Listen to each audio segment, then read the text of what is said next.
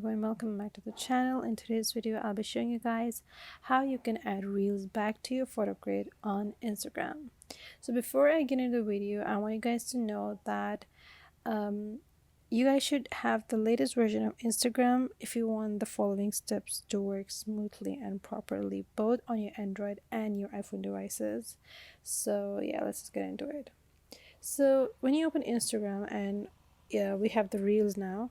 So if you have posted a reel on your profile page and you want to remove it, okay, and you just click here and you just remove from profile grid. You just remove it from here and it's gone. But it's still there in your reels collection center. But you want this reel back on your photo grid. How do you get it? Well, this is an easy way.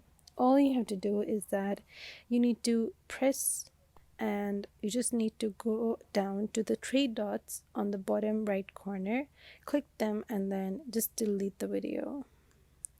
So deleting this video will make it go into the recently deleted, you can say, or the restore options which we have now on Instagram.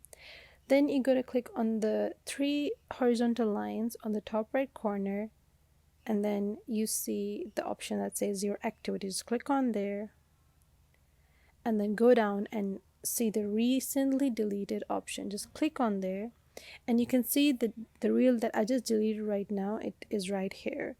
All you have to do is just click on there and then just click on the bottom right corner, the three dots again, and just click on the restore option. Click again. So what this will do is that it will restore the reel back on your profile grid.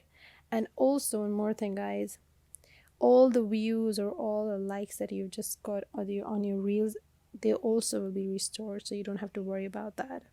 So yeah, this is a quick easy fix on how you can get reels back on your photo grid on Instagram. For more videos, subscribe to the channel and hit the like button if you liked it. Comment down below if you have any questions, and don't forget to hit the bell button icon to update it for future videos.